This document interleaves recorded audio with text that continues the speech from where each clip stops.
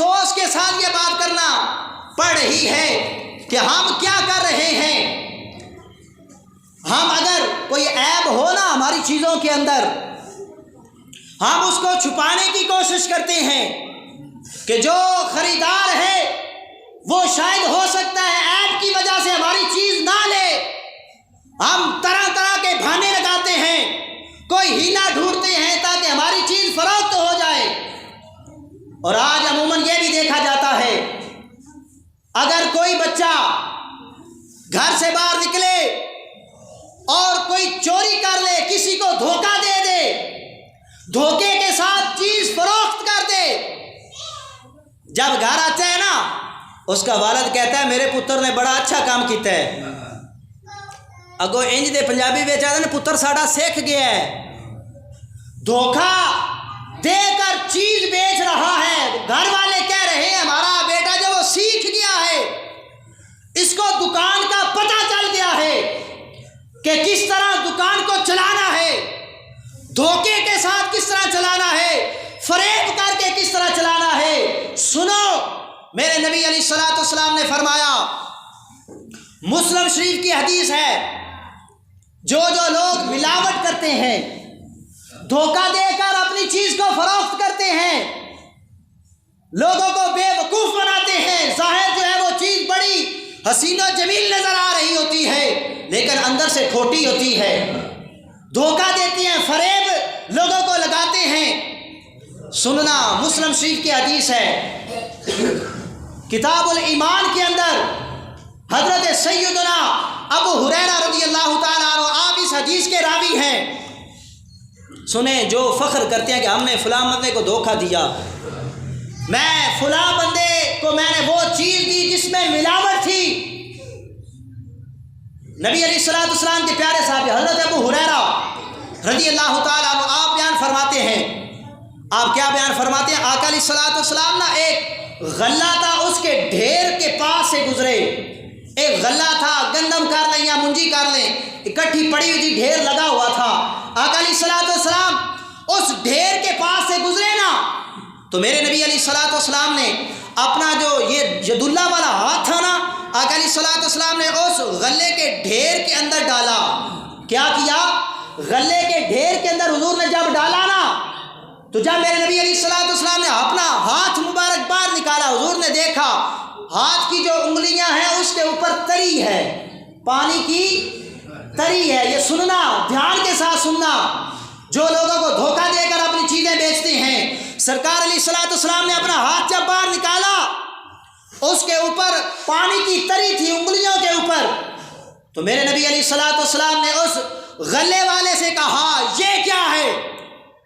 عرض کرتا ہے یا رسول اللہ صلی اللہ علیہ وسلم، بارش اس کے اوپر پڑی ہے جس کی وجہ سے یہ گیلی ہو گئی ہے، اندر سے یہ گیلی ہو گئی ہے، بارش پڑی ہے۔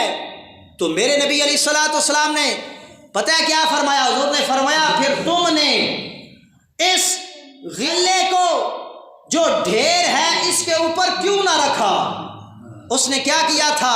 آج ہم اس طرح کرتے ہیں نا، اپنی چیز بیچنی ہو، اندر سے جس طرح بھی ہو، خراب ہو، اوپر جو ہے آپ کسی دکان کے اوپر بھی چلے جائیں، فروٹ لینے چلے جائیں، سامنے انہوں نے صحیح اچھے تر و تازہ پھل رکھے ہوتے ہیں، پیچھے جو ہے وہ خراب ہوتے ہیں۔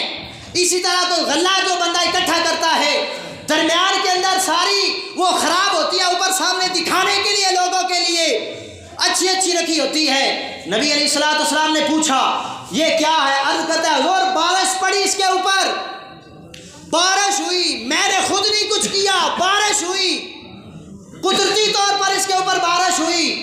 تو میرے نبی علیہ الصلوۃ والسلام نے فرمایا پھر تم نے غلہ ہے جو گیلا گھلا ہے، اس کو تم نے پھر اس ڈھیر کے اوپر کیوں نہ رکھا تاکہ لوگ دیکھ لیں، لوگوں کو پتہ چل جائے کہ یہ جو غلہ ہے یہ گیلا ہے، بارش کی وجہ سے خراب ہو گیا ہے۔ سرکار فرماتے ہیں تم نے پھر اس کو اوپر کیوں نہ رکھا تاکہ لوگوں کو پتہ چل جائے یہ بارش کی وجہ سے گیلی ہو گئی ہے، خراب ہو گئی ہے، تم نے نیچے چھپا دیا۔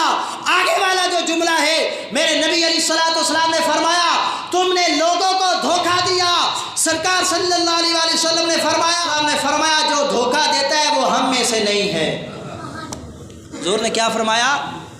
جو بندہ دھوکہ دیتا ہے سرکار فرماتے ہیں وہ ہم میں سے نہیں۔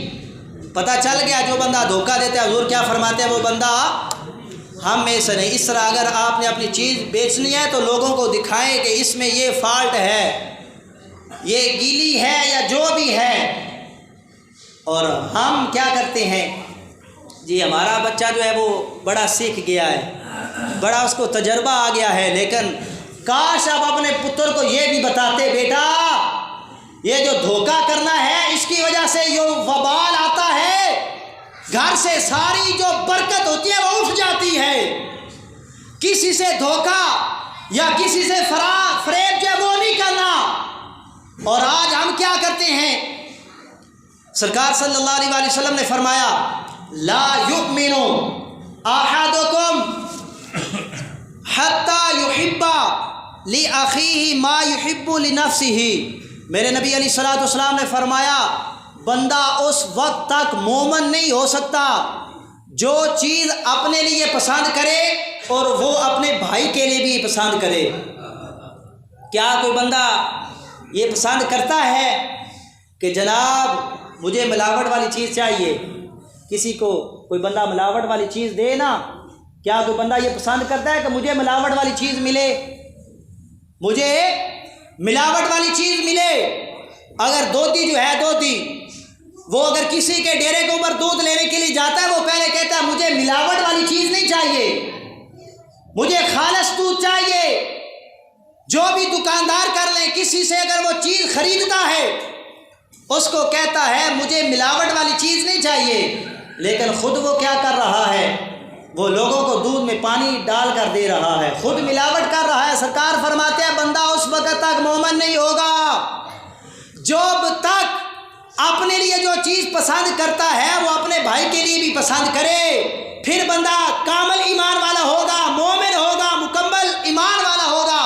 تو آج ہم اپنے لیے ملاوٹ والی چیز نہیں پسند کرتے تو پھر دوسروں کو کیوں دے رہے ہیں؟ دوسروں کو کیوں ملاوٹ کر؟ اس کا مطلب ہے ہمارا ایمان کمزور ہے، کیونکہ سرکار فرماتی ہے بندہ مومن نہیں ہو سکتا جب تک اپنے لیے چیز پسند کرے، اپنے بھائیوں کے لیے بھی وہی پسند کرے۔ اگر ہم اپنے لیے ملاوٹ والی چیز پسند نہیں کر سکتے، ملاوٹ اور دھوکے والی چیز اپنے لیے پسند نہیں کر سکتے، تو ہمیں اپنے بھائیوں کے لیے بھی وہ چیز پسند نہیں کرنی ہوگی جس میں ملاوٹ اور دھوکہ ہو، جس میں ملاوٹ اور دھوکہ ہو۔ اور حضور صلی اللہ علیہ وآلہ وسلم آپ سے محبت کرنے والوں، حضور صلی اللہ علیہ وآلہ وسلم کی محبت کا دعویٰ اور محبت کرنے والوں، خدا را ہمیں اس چیز سے بچنا ہوگا، کیونکہ میرے نبی علیہ السلام نے فرمایا جو دھوکہ اور فریب کرتا ہے وہ ہم میں سے نہیں۔ ہم تو حضور کے غلام ہیں، حضور کے امتی ہیں، سمجھ آ رہی ہے؟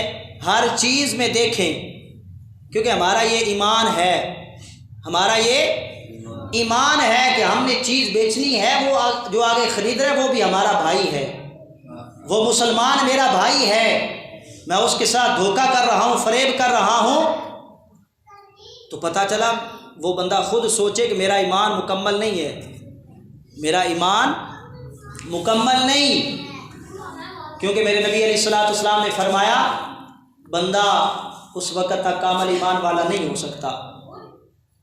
اس لیے اے ملاوٹ کرنے والے مان جا، اے ملاوٹ کرنے والے مان جا، دھوکہ بازی میں نحوست ہے بڑی، خوف کر بھائی عذاب نار کا، خوف کر بھائی عذاب نار کا، نیز دوزخ میں سزا ہوگی کڑی، دوزخ میں سزا ہوگی کڑی۔